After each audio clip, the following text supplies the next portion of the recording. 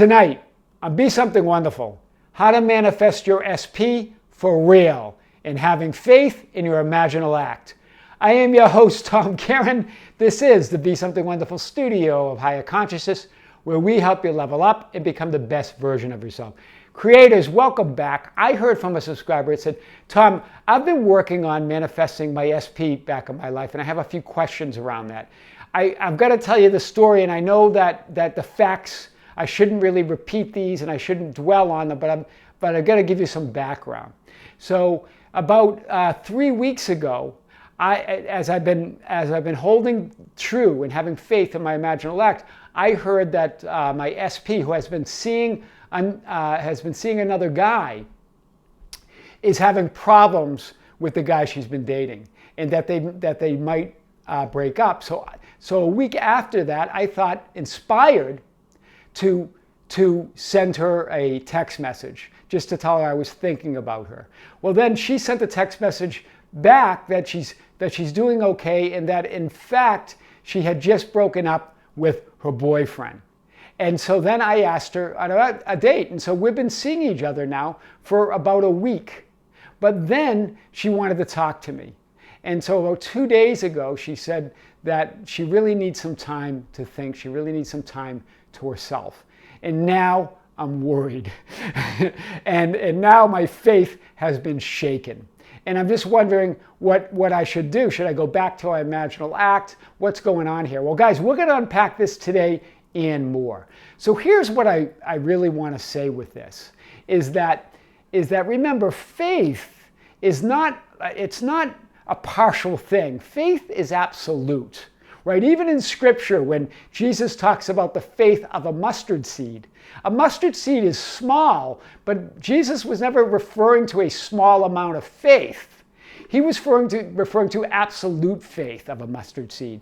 A mustard seed looks very small, but when you plant it in the right soil, it will be a mustard plant. It has absolute faith that it will transform, it will grow into a mustard plant. Not a pumpkin plant, not a tomato plant, but a mustard plant. That's what absolute faith is. So even though faith appears to be invisible, appears to be small in that way, that it doesn't carry a lot of power, it's absolute power. So it's not about having a little bit of faith, you must have absolute faith. So when you wanted to move it along, right? You weren't maintaining the faith in your imaginal act because she would have been moved anyway, right? The relationship would have ended anyway, right? And then you guys would be together, but you don't have, what's happened here is you haven't shifted in consciousness. Hear this, and this is big. So yes, you were together, but you don't have the state of consciousness in where you're together. You're together from that feeling of lack, right? When you sent that text, you felt you saw them together, right? You thought that you'd send them, you thought you would move it along. That came from a sense of not believing fully in the imaginal act and trying to help it along. And now you're not maintaining that state of consciousness that you are together. So let's unpack this a little bit more. So remember, the physical world is a world of effects, right? It's a world of reaction. And the real world, the world that really matters, is your imaginal, your mental world of cause. Energy, vibration, and frequency. That's the world where things get created, right? So you sending a text, you moving it along, probably from fear that they would be together, right, when you saw them together, is that you're now reacting with force to the effects of the physical world. Nothing changes here. So here's what you saw. Here's what you started to imagine. You were imagining you together with your SP for quite a while, and it was going well, but then now you had this image of the SP, of your SP together with that guy, right? And then you notice that the SP is now alone. And then you were together, but there you are again alone. Why? Because you don't have the underlying state of consciousness to maintain that. You did not shift all the way into wish fulfilled, right? You started imagining something else, right? You were reacting and trying to force effects in 3D, right? You create a forced imitation of your wish fulfilled. To hear that when you were together, and I think you're still together, although she needs some time to think, you're creating a replica of your wish fulfilled, not the wish fulfilled that's real, right? It's a replica that you're trying to manipulate and force in 3D. So all you need to do now is shift back into that pure imaginal act where you're together, not thinking about the person she was with, not thinking about anything else, right? So so the consciousness just can't last, right? So that imaginal act could not overcome you seeing them together and trying to force the situation, right? The 3D world is held in place by consciousness and a power infinitely greater than your personal willpower. Hear this, you tried to use a little bit of willpower there, sending the text, trying to speed things up, maybe worried in the back of your head that they would be, when you saw them together, that they would stay together. You wanted to kind of ice the deal, right? Make sure that they break up, right? So when you shift within, the 3D world reshuffles itself. In other words, it's moved by a higher power to reveal your new state of consciousness. That's what was happening. It was shifting. It was shifting for you, right? They were going to break up and you were going to be together, but it would have been a natural thing. She would have texted you. She would have reached out to you, right? Everything you see, hear, touch, and feel is not a hard fact of reality, but the perception of the ideas and conceptions in your mind. Stop identifying with, reacting to, and being moved by the conditions of the 3D world. Otherwise, you're just a victim of every changing condition in the 3D world. Here's the good news, though, that now that you know that these are not hard facts, neither is it a hard fact that she needs time alone and that you're apart right now. That's a temporary situation if you move into the wish fulfilled, right? So stop being a victim of every changing condition, right? When you saw them together. So stop looking for changes in the conditions, right? Like the behavior of your SP. Stop looking for that, right? And it's impossible to see it from a state of consciousness of looking for it. Right? You're looking for them. You were looking for them to break up. You were hoping that. But when you do that, you can never find that because you create a state of looking for it. And now you're still looking for it. You're still looking to be together. Hear this, right? The key is make the only relationship, hear this, that matters, that is the one between you, the 3D you, and your higher self, your inner being, with the image of your wish fulfilled. Make that relationship to your imagination, to that higher you, the only relationship that matters. Then all other relationships will follow it. Wow, that's big. That's the relationship that matters. That's what you needed to attend to. Not send a text message to try to push it along. Tend to that relationship, to your imaginal act, to your inner being, to that higher you, creating that love between you and that real you. Right? Okay? Accept images that conform to your inner vision of the wish fulfilled only. Right? Remember, when you saw them together, you now accepted that vision. That vision got in your head, and you wanted to move it along now to ensure that you would be together, right?